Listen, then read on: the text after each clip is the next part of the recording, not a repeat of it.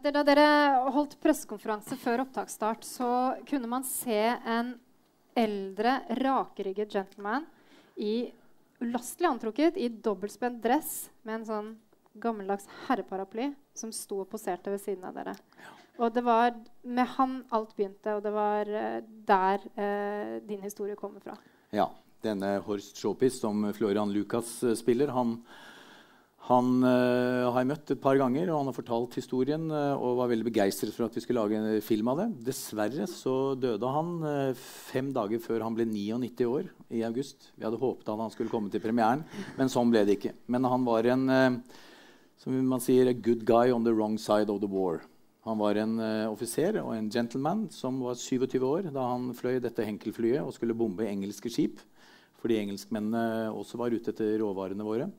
Og ble skutt ned og nødlandet. Og jeg spurte ham hva han syntes om det, og har overlevet et sånt krasj. Og han var bare skuffet over seg selv, for han hadde failed. Han hadde ikke fått til det han ville. Men han har ble et bra menneske etter hvert.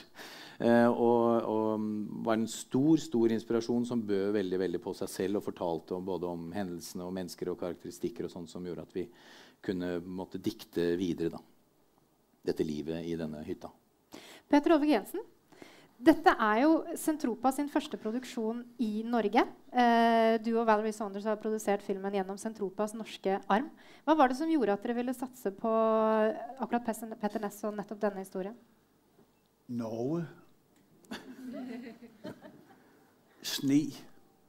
Fjell. Og 27. april 1940 over et landskab, hvor der var ingenting. Der skyder et tysk fly og et engelsk fly hinanden ned og lander i Gråtli i Norge. Og midt i snestorm, i uvejr, så søger de en eller anden åndssvag grund op til den samme hytte og skal forsøge at løse alle Europas problemer i en hytte, mens den norske snestorm raser derude. Det fandme en fantastisk pitch. Ja. For et filmatisk premiss. Det helt sant. Det bare å gå til andre verdenskrigshistorie. Ja, takk for dere. Men hvorfor var det Petter Næss som var den beste til å bringe denne historien til lerretet? Det jo ikke sikkert det riktig. Det hørte han sa i går. Jeg bare en dum dansker. Og som alle dumme danskere, så er vi købmænd. Det det eneste, vi kan finde ud af. Svenskerne og nordmænd, I har talentet, råvarerne, alt muligt, men danskerne er de dumme købmænd. Og en dum købmand solgte for mange år siden en film, der hed Elling.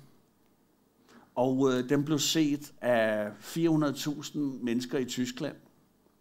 Og så tænker jeg, for fanden du, der er en norsk regissør med verdens potentiale, ikke? Og hvis jeg putter ham sammen med en pitch i Norge på Gråtli, med et engelsk fly og et tysk fly, der skyder hinanden ned og lander i Norge, hvor det viser sig jo, at de eneste rigtig negative karakterer, Peter, i filmen, er det ikke rigtigt? Det er jo faktisk nordmænd. Og det, ja, altså det og jeg ved godt, det er jo ikke det billede, man ønsker af Norge i 2. verdenskrig, men de eneste, der skyder de forkerte, opfører sig dårligt, det er kraftigt med nordmænd, ikke? Ja. Vi har bare skjult det dårligt, at vi har vært sånn. Nej, men det er jo interessant, og al respekt for Max Manus og alle mulige myter, men det er jo også sjovt, at krig har jo facetter. Livet har facetter, og der er jo ingenting, der er svart-hvidt. Det er det jo ikke for fanden, vel? Der er en fantastisk gentleman, Horst Schoppis, som jeg mødte på Gardermoen, på det norske flymuseet, ja.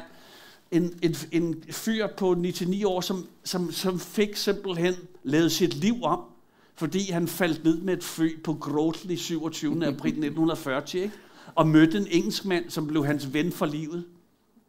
Og det er, altså det må jeg sige, at det er en super universel historie. Og at få en mand som Peter Næss, som har stået i snestormen, og kaos med nogle dumme danske produktionsfolk på Gråsli, ikke? Og kommet hjem med en film, hvor vi har Lachlan Nieborg, han er her et eller andet sted, er det ikke korrekt? Jo. I sagen Stig Henrik Hoff, som spiller tysker i filmen, som laver et kammerspil i en hytte, som forklarer mig, altså, hvad krigen er. Altså, det er nogle unge mænd, som bliver sat ud for at forsvare nogle kapitalistiske interesser. Det er jo dybest set det, krig danner sig om, ikke? Det er råvarer, det er kapital. Det har ikke en skid at gøre med ideologi. Det har noget at gøre med kapitalinteresser. Og der bliver sendt nogle unge mænd ud for at skyde hinanden, for at forsvare nogle kapitalinteresser, ikke? Og det må jeg sige, det har Peter forløst. Jeg elsker den her mand. Jeg elsker ham. Ja.